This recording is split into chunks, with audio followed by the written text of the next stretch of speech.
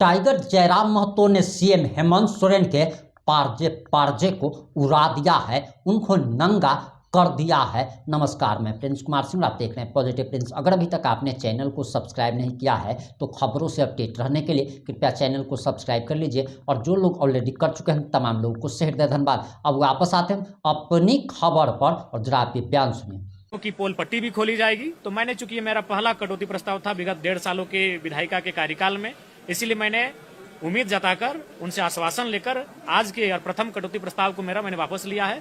लेकिन इसका मतलब ये नहीं कि मेरा ये अंतिम कटौती प्रस्ताव है। और सबसे पहले आप मुझे कुछ सवाल पूछे, उससे पहले मैं राज्य की जनता को, विशेषकर धनबाद की उस जनता को जो गोल्फ ग्राउंड में माननीय मुख्यमंत्री की जय जयकारा कर रही थी। गोल्फ ग्राउंड झारखंड मुक्ति मोर्चा के लिए एक ऐतिहासिक मैदान है।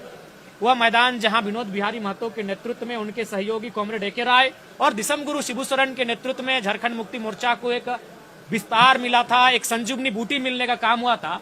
और उसमें हर साल माननीय मुख्यमंत्री, जब मुख्यमंत्री हैं तब भी, जब नेता प्रतिपक्ष थे तब भी, वो हर साल उस कार्यक्रम में जाते हैं और वहां की भोली भाली जनता को भाषण देते हैं, बड़ा लंबा लंबा भाषण देते हैं। वहां इस बार मुख्यमंत्री महोदय ने भाषण दिया था कि निजी कंपनियों में 75% अगर आपको काम नहीं दे, आप कब्जा कर लीजिए। देखिए जनता को मुख्यमंत्री कैसे बुड़बक बना रहे हैं। जब ये भाषण मंचों में देते हैं, पंडालों वाले मंचों में भाषण देते हैं, तब ये कहते हैं कि 75% नौकरी नहीं मिल रही है तो कब्जा कर लीजिए। और वही भाषण जब सदन में रखा जाता है, क्योंकि सदन की गरिमा होती है, सदन का प्रोटोकॉल होता है, तो संसदीय कार्य मंत्री आके कहते हैं कि इसको अब जयराम जी के इस भाषण को रिकॉर्ड से हटा दिया जाए। मुख्यमंत्री ने ऐसा कहा ही नहीं है।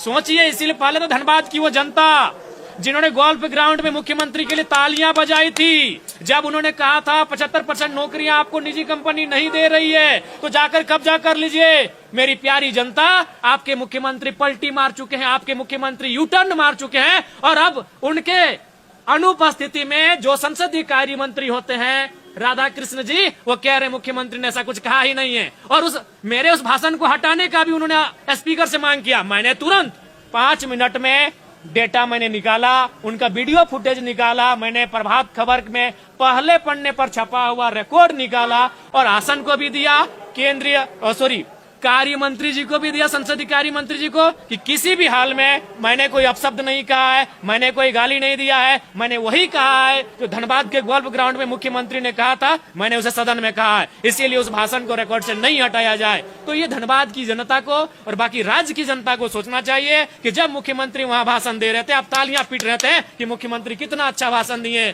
कि हमको नौकरी नहीं मिल रहा है, कंपनी में कब्जा कर ले, और वही मुख्यमंत्री, आपके सोना दुलारे मुख्यमंत्री, सदन में मुकर रहे हैं, सदन में यू टर्न ले रहे हैं, आपकी भावनाओं के साथ खेल रहे हैं, आपकी भावनाओं के साथ खेलने का काम कर रहे हैं। इसलिए राज्य की जनता को भी सचेत होने की आवश्यकता है। अब आपके सवाल,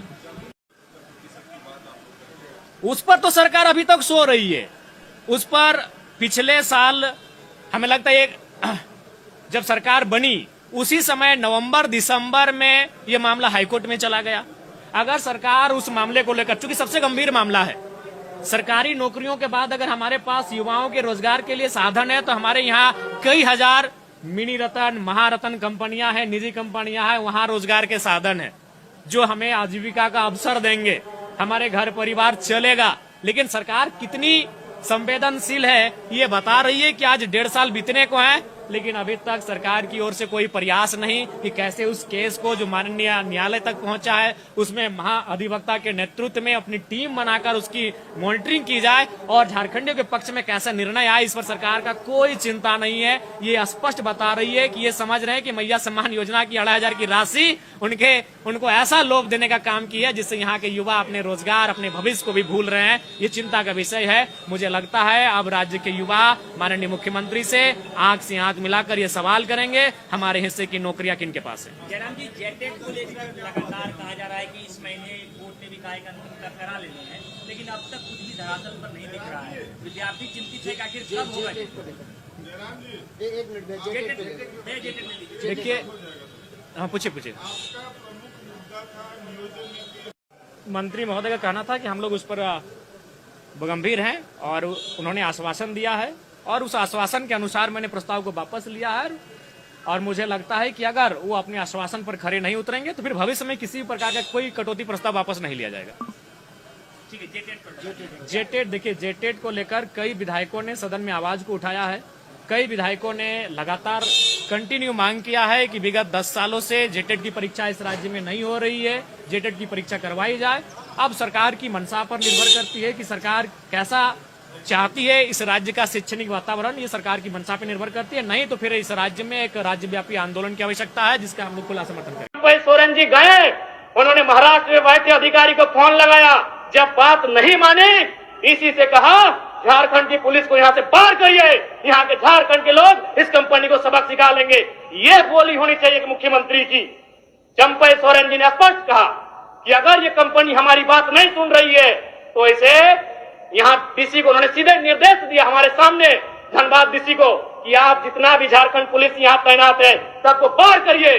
अगर ये हमारी जमीनों पर खड़ा होकर हमारी बात नहीं सुनता है तो यहाँ के लोग इसे देख लेंगे। माननीय मुख्यमंत्री धनबाद गए हुए थे झारखंड मुक्ति मोर्चा के स्थापना दिवस के कार्यक्रम में गोल्फ ग्राउंड, और शायद धनबाद जाने के बाद उनके अंदर विनोद बिहारी महतो, कॉमरेड एकेरा और शिबू सोरेन की आत्मा शायद समा गई थी। लेकिन मेरा मानना है उन्होंने जो वक्तव्य वहां रखा था वो एक विधायक के रूप में रखते तो हम लोग स्वीकार करते, लेकिन एक मुख्यमंत्री के रूप में उन्होंने जो वक्तव्य रखा हम लोग कतई स्वीकार नहीं करेंगे। उनका वक्तव्य था कि जो निजी कंपनियां स्थानीय लोगों को 75% रोजगार नहीं दे रही हैं, आप उनमें कब्जा कर लें। ये क्या बात हुई?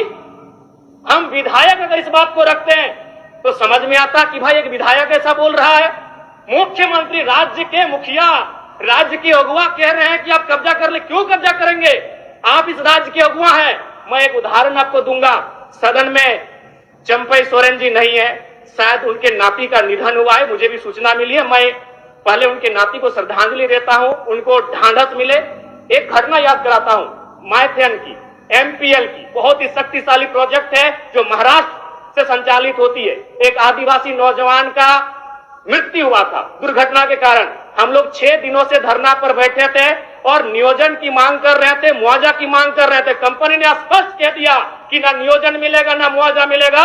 चंपई सोरेन जी गए, उन्होंने महाराष्ट्र में बैठे अधिकारी को फोन लगाया, जब बात नहीं मानी इसी से कहा झारखंड की पुलिस को यहाँ से पार करिए, यहाँ के झारखंड के लोग इस कंपनी को सबक सिखा लेंगे। ये बोली होनी चाहिए मुख्यमंत्री की। चंपई सोरेन जी ने स्पष्ट कहा कि अगर ये कंपनी हमारी बात नहीं सुन रही है तो इसे यहाँ डीसी को उन्होंने सीधे निर्देश दिया हमारे सामने धनबाद डीसी को कि आप जितना भी झारखंड पुलिस यहाँ तैनात है सबको पार करिए। अगर ये हमारी जमीनों पर खड़ा होकर हमारी बात नहीं सुनता है तो यहाँ के लोग इसे देख लेंगे। इसलिए ये मुख्यमंत्री का बयान नहीं होना चाहिए कि आप कब्जा कर लें। मुख्यमंत्री का बयान ये होना चाहिए, अध्यक्ष महोदय, उनका नीति नियम बनाने का बयान होना चाहिए। आज पिछले 1.5 सालों से निजी कंपनियों में 75% के आरक्षण को न्यायालय में चुनौती दी गई है। किसने दिया है? Jharkhand small industry Adityapur small industry Kolhan और एक लघु उद्योग भारती। कहां के हैं पता करिए, सारे के सारे गैर झारखंडी हैं। तो क्या इनका मनोबल इतना बढ़ा देना चाहिए कि ये हमारे जो राज्य सरकार का निर्णय था कि स्थानीय युवाओं को 75% आरक्षण दिया जाएगा निजी कंपनियों में, उसके खिलाफ ये कोर्ट चले गए। और हमारी राज्य की सरकार आज क्या हो रहा है? अगर हम लोग कितने गंभीर हैं, 1 साल से ज्यादा हो चुका है इसको कोर्ट में चुनौती दिया हुआ। क्या राज्य सरकार का भी वर्तमान में उनके जो महाअधिवक्ता मान्य सदस्य, ठीक है, एकदम मान्य सदस्य, 1 मिनट और दे दीजिए। एक मिनट दे दीजिए अध्यक्ष महोदय। तो इसलिए मैं सबसे पहले आग्रह करूंगा कि जो राज्य में महाअधिवक्ता होते हैं, एडवोकेट जनरल, उनके नेतृत्व में 75% का जो आरक्षण है निजी कंपनियों में, उस पर सरकार का ध्यान हमेशा रहना चाहिए। दूसरी बात अध्यक्ष महोदय, बिल्कुल मैं आपका सम्मान करता हूं और बिल्कुल समय नहीं लूंगा। आपकी क्या प्रतिक्रिया, अपनी प्रतिक्रिया जरूर दीजिएगा। जुड़े रहे हमारे साथ। जय हिंद, जय भारत।